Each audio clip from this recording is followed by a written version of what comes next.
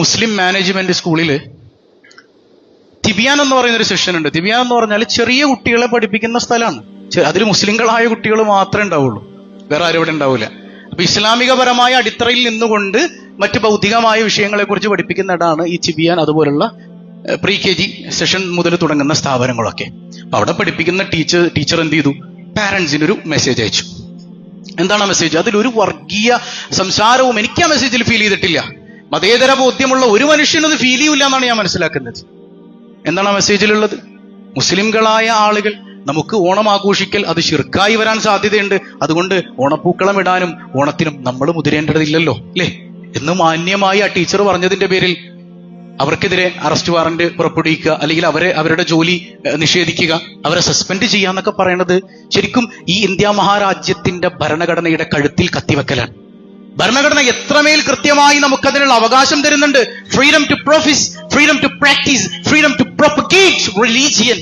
മതം പറയാൻ, മതം പ്രചരിപ്പിക്കാനുള്ള സ്വാതന്ത്ര്യം പോലും കൃത്യമായി നമുക്ക് കാണിച്ചു തരുന്ന അങ്ങനെ ഒരു ഭരണഘടനയുള്ള നാട്ടിൽ നിന്നുകൊണ്ട് എന്റെ മതത്തെക്കുറിച്ച് പറയുമ്പോൾ എന്നെ അറസ്റ്റ് ചെയ്യാൻ മുതിരുന്നുവെങ്കിൽ അതെന്റെ ഭരണഘടനയുടെ കഴുത്തിൽ കത്തിവെക്കൽ തന്നെയാണ്.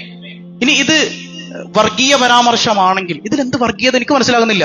എനിക്ക് എന്റെ മതവും കൊണ്ട് നടക്കാനുള്ള അവകാശമല്ലേ, ഇതിലെന്ത് വർഗീയതയുള്ളത്?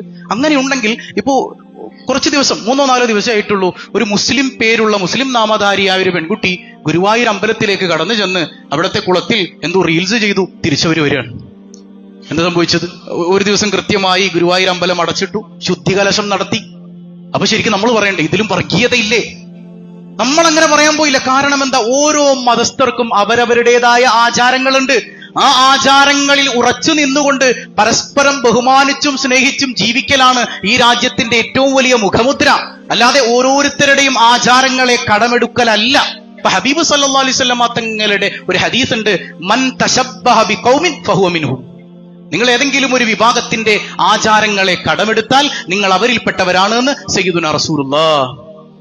അപ്പൊ ഈ ആചാരങ്ങൾ കടമെടുക്കാതെയുള്ള സന്തോഷം പങ്കിടലൊക്കെ പണ്ട് മുതലേ നമ്മുടെ നാട്ടിലുണ്ട്. സ്വഹാബത്തിന്റെ കാലം മുതലേ ഉണ്ട് അതൊക്കെ ഇല്ലേ. നമ്മുടെ വീട്ടിൽ ഇപ്പോൾ പെരുന്നാളാകുമ്പോ നമ്മൾ നല്ല ഭക്ഷണം ഉണ്ടാക്കിയിട്ട് അയൽപക്കത്തുള്ള ഹൈന്ദവനും ക്രൈസ്തവനും ഒക്കെ കൊടുക്കാറുണ്ട്. അവരുടെ ഓണത്തിന് നല്ല പായസവും നല്ല സദ്യയും അവരും നമ്മുടെ വീട്ടിലേക്ക് കൊണ്ടുവന്ന് തരാറുണ്ട്. ഇതിനൊക്കെ വല്ല കുഴപ്പമുണ്ടോ? ഒരു കുഴപ്പമില്ല. ഇവിടെ മാനുഷികമായ പരിഗണന പരസ്പരം വേണം എന്ന് പഠിപ്പിക്കുന്ന മതമാണ് ഇസ്ലാം. നിന്റെ അയൽവാസി പട്ടിണി കിടക്കുമ്പോ അവൻ ഏത് മതസ്ഥനാണെങ്കിലും നീ വയറ് നിറയെ ഭക്ഷണം കഴിച്ചാൽ നീ യഥാർത്ഥ മുസൽമാൻ പോലും അല്ല എന്ന് പഠിപ്പിച്ച സയ്യിദുനാ റസൂലുള്ളാഹി സ്വല്ലല്ലാഹു അലൈഹി വസല്ലമ തങ്ങളുടെ അനുയായികളാണ് നമ്മൾ.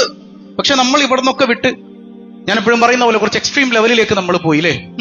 ഇപ്പൊ അവരാണോ ഓണം ആഘോഷിക്കുന്നത്, നമ്മളാണോ ഓണം ആഘോഷിക്കുന്നതെന്ന് തിരിച്ചറിയാൻ പറ്റാത്ത കോലത്തിലായി പോയി. അതാണ് ഞാൻ പറഞ്ഞത്, മതേതരത്വം എന്ന് പറഞ്ഞാൽ മറ്റുള്ളവരുടെ ആചാരങ്ങൾ കടമെടുക്കലല്ല. മറ്റുള്ളവരുടെ ആചാരങ്ങൾ കടമെടുക്കലല്ല മതേതരത്വം. എനിക്ക് എന്റേതായ ആചാരങ്ങളുണ്ട്, അവർക്ക് അവരുടേതായ ആചാരങ്ങളുണ്ട്. ഈ ആചാരങ്ങൾ അനുഷ്ഠിക്കാനുള്ള സൗകര്യങ്ങൾ പരസ്പരം ചെയ്തു കൊടുക്കാനുള്ള സന്നദ്ധതയാണ് യഥാർത്ഥത്തിൽ മതേതരത്വം കൊണ്ട് അർത്ഥമാക്കുന്നത്. ഇപ്പൊ എന്റെ വീടിന്റെ അടുത്തുള്ള പ്രസാദേട്ടൻ എന്നോട് വിളിച്ചിട്ട് പറയാണ്, ഷാഫി നീ വരുമ്പോ കുറച്ച് പൂ മേടിച്ചുകൊണ്ട് വരും എന്ന് പറഞ്ഞാൽ ഞാൻ മേടിച്ചു കൊടുക്കും, ഒരു കുഴപ്പം എനിക്കില്ല. ഞാൻ എന്റെ വീട്ടിൽ പൂക്കളം ഇടാതിരുന്നാൽ മതി. ഇതൊന്നും വർഗീയതയല്ല. എനിക്ക് എന്റെ മതം പറയാനുള്ള അവകാശം ഈ ഇന്ത്യ മഹാരാജ്യത്തിന്റെ ഭരണഘടന അനുവദിച്ച് തന്നതാണ് ഇല്ലേ. ഇപ്പൊ ചില ആളുകൾ അങ്ങനെയാണ് തെറ്റിദ്ധരിച്ചു വെച്ചിട്ടുള്ളത്. ഉദാഹരണം പറഞ്ഞാൽ, ഞാൻ ഇവിടുന്ന് രാവിലെ പോയി ക്ഷേത്രത്തിൽ പൂജ നടത്തുക, അവിടുത്തെ പൂജാരി ഇവിടെ വന്ന് ഖുതുബ ഓതുക, അങ്ങനെയാണോ വേണ്ടത്? നമുക്ക് നമ്മുടെ മതവും അവർക്ക് അവരുടെ മതവും ഇല്ലേ ഇല്ലേ. ഇപ്പോ നിങ്ങൾ പൂക്കളം ഇടുന്നത് കൊണ്ടല്ല, ഞാൻ ആ വിഷയം വിശദീകരിച്ചിട്ടുണ്ട്. പൂക്കളം ഇടാൻ വേണ്ടി എല്ലാവരും ചെയ്യാറാണ്. നമ്മളതിന് ഇങ്ങനെ പൈസ കൊടുക്കണം. എന്താ ഈ പൂക്കളം? ഈ ഓണവുമായി ബന്ധപ്പെട്ടല്ലാത്ത സമയത്ത് നിങ്ങൾ വല്ല പൂക്കളം ഇടുന്നുണ്ടോ? ഇല്ല, ഓണത്തിന് ഇടുന്നുള്ളൂ. അപ്പൊ എന്തോ ഒരു സംഗതി അവിടെ വരുന്നുണ്ട്. ഇതിന്റെ പിന്നിലുള്ള ഐതിഹ്യം എന്താണ്? ഇതൊരു ഹൈന്ദവ മതവുമായി ബന്ധപ്പെട്ട ആചാരമാണ്. അല്ലാന്ന് നിങ്ങൾ എത്ര സമർത്ഥിക്കാൻ ശ്രമിച്ചാലും ഇത് അങ്ങനെയുള്ള ഒരു ആചാരം തന്നെയാണ്. അത് യഥാർത്ഥ ഹിന്ദു മതവിശ്വാസികളോട് നിങ്ങളൊന്ന് ചോദിച്ചു നോക്കി, അവര് പറഞ്ഞുതരും. എന്നാൽ ഈ പൂക്കളത്തിന്റെ പിന്നിലുള്ള ഐതിഹ്യം എന്താണ്? ഇല്ലേ, സ്വന്തം വീടിന്റെ മുമ്പിൽ പൂക്കളം ഇടാൻ കാരണമാകുന്നതിനുള്ള അതിന്റെ പിന്നിലുള്ള ഐതിഹ്യം. പല ആളുകൾക്കും തൃക്കാക്കര അപ്പനെ ദർശിക്കാൻ തൃക്കാക്കര വരെ വരാൻ പറ്റുന്നില്ല, ദൂരം കൂടുതലാണ്. അപ്പൊ അവിടുന്ന് ദേവന്റെ അരുളപ്പാടുണ്ട്, നിങ്ങൾ വീടിന്റെ മുമ്പിൽ പൂക്കളമിട്ട് എന്നെ പ്രതിഷ്ഠിച്ച് നിങ്ങൾ ആരാധിച്ചാൽ മതി, എന്റെ സാന്നിധ്യം അവിടെ ഉണ്ടാകും. അപ്പൊ ഇത് പ്രതീക്ഷിച്ചിട്ടാണ് പൂക്കളം ഇടുന്നത് ഹൈന്ദവ മതവിശ്വാസികൾ. നമ്മൾ വീട്ടിൽ പൂക്കളം ഇട്ടിട്ട് ഇതൊക്കെ നമ്മുടെ തൗഹീദിനെ ബാധിക്കുന്ന സംഗതികളാണ്. നമുക്ക് ശിർക്കെന്താണെന്ന് അറിയാനും പാടില്ല, ശിർക്കല്ലാത്തതിനൊക്കെ പിടിച്ച് ശിർക്കാക്കുകയും ചെയ്യും. നമ്മൾ പിന്നെ അങ്ങനത്തെ കുറെ ആളുകളാണ്. അള്ളാഹു നമുക്ക് ബോധം നൽകുമാറാകട്ടെ. അപ്പൊ മാനുഷികമായ ഉള്ളവരാണ് നമ്മൾ. ആ മാനുഷികമായ പരിഗണന ഉണ്ടായിരിക്കും, എല്ലാവരെയും ചേർത്ത് പിടിക്കണം. പക്ഷെ പരിശുദ്ധ ഖുർആൻ കൃത്യമായി നമുക്ക് പറഞ്ഞു തരുന്നുണ്ട്, ലക്കും ദീനുക്കും വലിയ ദീൻ. അവർക്ക് അവരുടെ മതം, നമുക്ക് നമ്മുടെ മതം. അത്രേ ഉള്ളൂ. ഇതാണ് മതേതരത്തിന്റെ ഏറ്റവും വലിയ ക്യാപ്ഷൻ എന്ന് പറയുന്നത്. ഇത് തന്നെ കൊടുക്കുന്ന ഫ്രണ്ടില്. അവർക്ക് അവരുടെ മതം, നമുക്ക് നമ്മുടെ മതം. അവരുടെ മതകാര്യങ്ങളിലേക്ക് ഇന്റർഫിയർ ചെയ്യാൻ നമ്മൾ പോകണ്ട. നമ്മൾ ഒരു അമ്പലത്തിന്റെയും കുളത്തിലേക്ക് നമ്മൾ പോകണ്ട. അവരുടെ ആരാധനാ കാര്യങ്ങളിൽ പോയി നമ്മൾ തലയിടണ്ട. അത് അവരുടെ സ്വാതന്ത്ര്യം. നമ്മുടെ ആരാധനകളിൽ അവരും തലയിടേണ്ട.